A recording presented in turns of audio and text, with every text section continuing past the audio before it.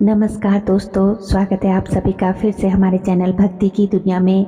भगवान भोलेनाथ और माँ भगवती आप सभी पर अपनी कृपा दृष्टि बनाए रखे। दोस्तों, आज का हमारा विषय है कि आपकी परीक्षा जब चरम सीमा पर होती है तो आपकी बुद्धि के साथ ये होने लगता है, यानी कि जब आपकी परीक्षा का समय जो है वो खत्म होने वाला होता है तो आपको कौन कौन से संकेत मिलते हैं और क्या क्या घटनाएं जो है आपके साथ घटनी शुरू हो जाती है।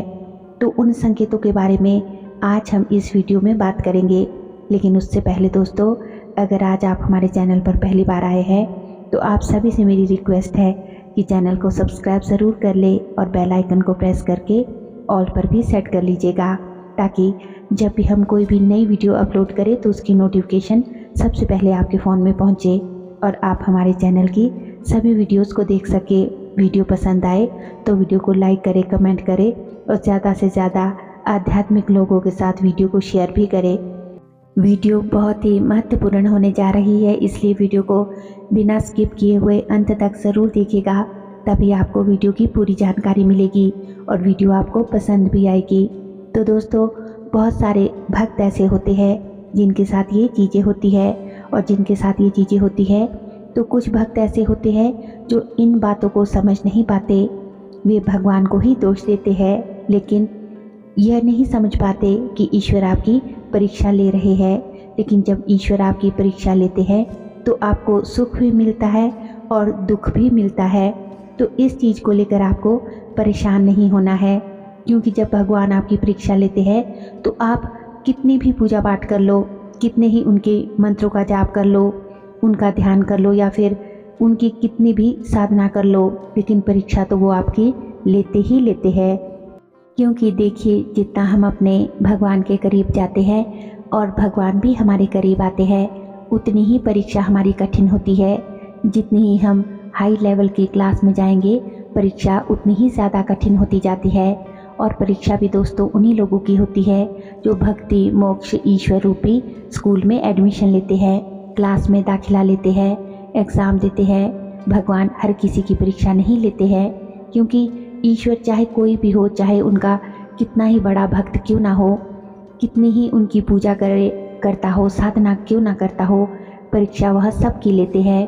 तो उन्हीं के बारे में आज हम कुछ संकेतों को जानेंगे। कुछ ऐसे खास संकेतों के बारे में हम बात करेंगे जो आपके साथ होते हैं जब ईश्वर आपकी परीक्षा लेते हैं, और जब आपकी परीक्षा जो है वह चरम सीमा पर होती है और आपकी बुद्धि ऐसी हो जाती है, मतलब जब आपकी परीक्षा खत्म होने वाली होती है तो आपका जो मस्तिष्क है, आपका जो माइंड है, दिमाग है, वो किस तरह से सोचने लगता है, क्या क्या बदलाव आपके साथ होते हैं, आज हम जानेंगे। आप समझ रहे होंगे कि मैं क्या कहना चाहती हूँ। देखिए, सबसे पहली चीज़ जो आपके साथ होगी, जब आपकी परीक्षा का आखिरी पड़ाव होगा, जब आपकी परीक्षा खत्म होने वाली होगी, तो जो कुछ भी आपके पास है वो छीन सकता है।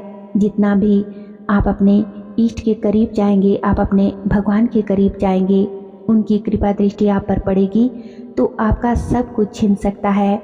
आप यह एक तरह से मान लीजिए कि ईश्वर आपको राजा से रंक भी बना सकते हैं। मतलब कि जैसे आप किसी अच्छी मल्टीनेशनल कंपनी में जॉब कर रहे हैं, आपकी सैलरी अच्छी आ रही है, तो अचानक से आपकी जॉब छूट सकती है। या फिर कोई बड़ा काम या बिजनेस आप कर रहे हैं या करने की सोच रहे हैं, तो वह भी काम बनते बनते बिगड़ने लगते हैं। आप किसी ऐसे व्यक्ति से मिल रहे हैं जिन पर आपको बहुत ज़्यादा ट्रस्ट है, पैसे को लेकर या फिर रिलेशनशिप को लेकर, तो वो अचानक से ऐसा आपको झटका लगेगा कि आप सोच भी नहीं पाएंगे। आपने कभी ये सोचा भी नहीं होगा कि आपको जिस पर पूरा ट्रस्ट था, यहाँ तक कि आप 100% आपको पता था कि ये मेरा साथ देगा, लेकिन वो काम आपका बिगड़ जाता है। तो इस तरह से चीज़ें आपके साथ जो है ख़राब होनी शुरू हो जाती है। आपका एक तरह से जो ईश्वर पे विश्वास जो है वो डगमगाने लगता है, टूटने लगता है। आप ये सोचते हैं कि इतनी पूजा पाठ करने के बाद भी मेरे साथ इतना सब कुछ हो गया, भगवान मेरे साथ है भी या नहीं, और मेरे साथ भगवान ऐसा क्यों कर रहे हैं। आप इस तरह से सोचने लगेंगे। आप एक बार ये भी सोचेंगे कि क्या भगवान इस धरती पर, इस दुनिया में है भी या नहीं। क्या वह भक्तों के साथ रहते भी है या नहीं। इस तरह की जो है आपकी बुद्धि में बदलाव आने लगते हैं, आपकी सोच बदलने लगती है।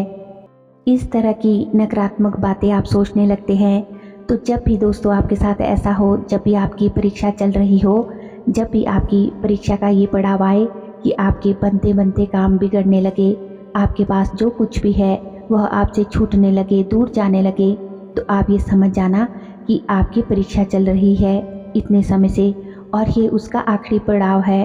और इस पड़ाव में आपको हारना नहीं है, डरना नहीं है, डगमगाना नहीं है, पूजा पाठ भी नहीं छोड़नी है, अपने इष्ट से विश्वास उठाना नहीं है।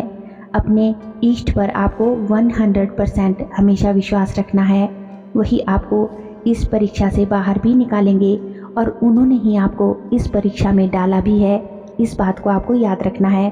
दोस्तों अगला जो संकेत मिलता है कि जो आपकी बुद्धि में बदलाव आएगा, कि सबसे पहले तो जो आपके साथ वो ये बात होती है वह ये कि जब आप भगवान आपकी परीक्षा लेते हैं तो वह परीक्षा आपकी चरम सीमा पर होती है। तो आप यह सोचते हैं कि जब आपको दुख मिलते हैं, एक के बाद एक दुख परेशानियां आपके पास आती है और आप ये सोचते हैं कि इससे बड़ा दुख और क्या ही होगा। आप ये भी सोचते हैं कि मेरी तो किस्मत ही खराब है, मेरा जन्म ही इस दुनिया में क्यों हुआ है।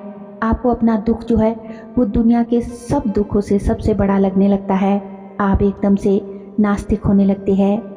ये सब आपके साथ इसलिए होता है क्योंकि ईश्वर के द्वारा आपकी परीक्षाएं ली जा रही है और ये परीक्षा का अंतिम पड़ाव है। मतलब जब अंतिम पड़ाव होता है, जब आपकी परीक्षा खत्म होने वाली होती है, तब ये बातें आपके मन में आती है, आपकी बुद्धि में आती है।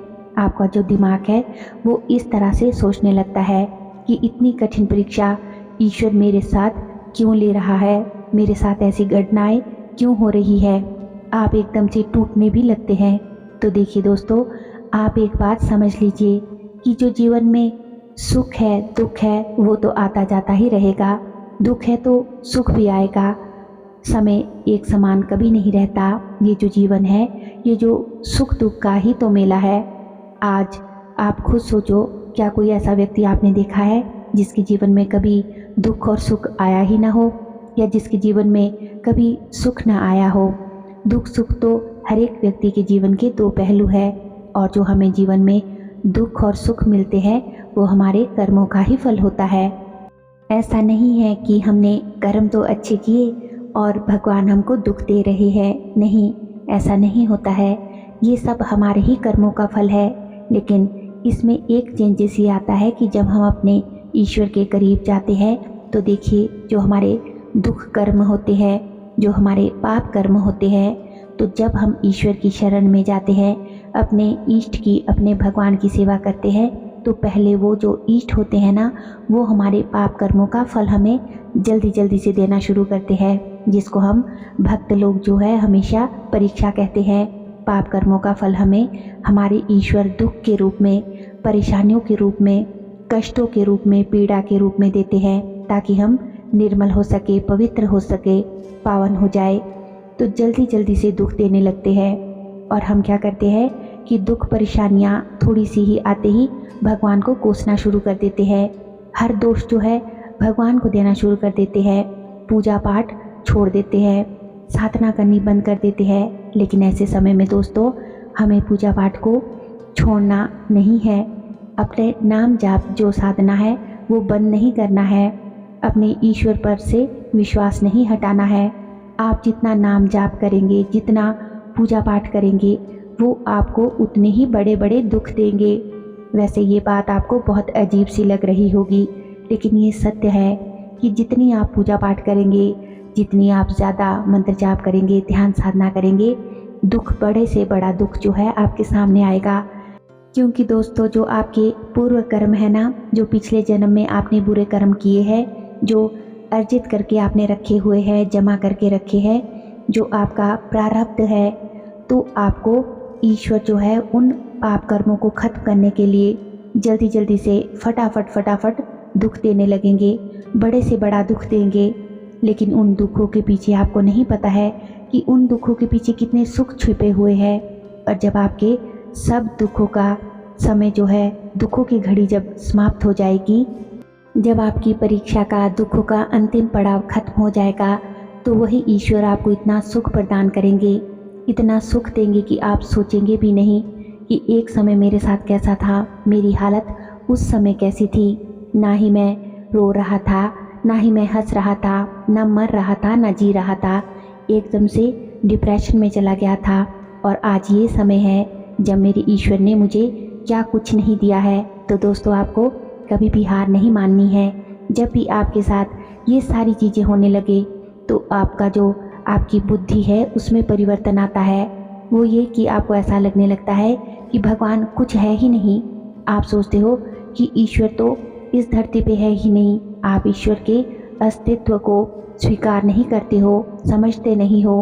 आप सोचने लगते हो कि मैं इतनी पूजा पाठ करता हूँ या करती हूँ, मैं इतने जो सत्कर्म करता हूँ, व्रत उपवास करता हूँ, लेकिन आपके सामने कोई ऐसा व्यक्ति है जो कुछ नहीं करता, ना पूजा पाठ करता है, ना दान पुण्य करता है, ना कोई अच्छा कर्म करता है, फिर भी उसके साथ उसके जीवन में सब कुछ अच्छा हो रहा है।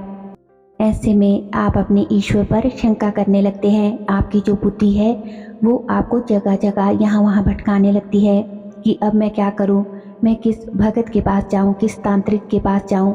नकारात्मक विचार आपके दिमाग में आने लगते हैं कि भगवान तो मेरा कुछ कर ही नहीं रहा, अब मैं किस तरह से पूजा पाठ करके किस भगवान को मनाऊँ, किस इष्ट को मनाऊँ।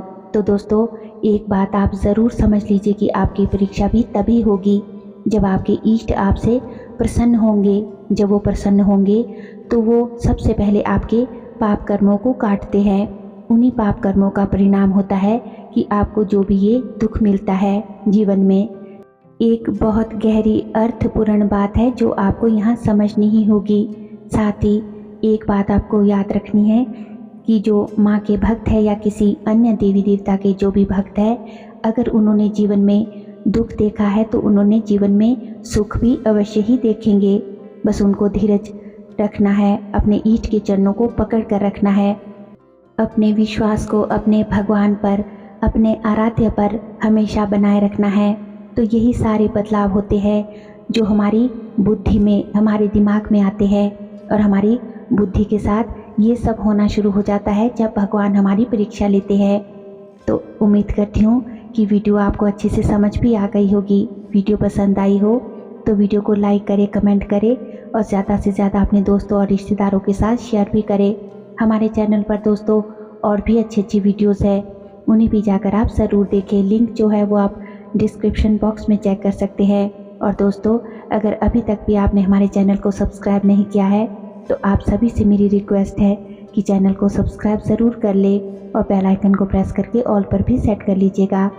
तो चलिए मिलते हैं एक और नई वीडियो में नई जानकारी के साथ। तब तक के लिए आप सभी अपना ख्याल रखिए, खुश रहिए और अपनी पूजा पाठ, ध्यान साधना में आगे बढ़ते रहिए और सकारात्मक सोचिए। धन्यवाद।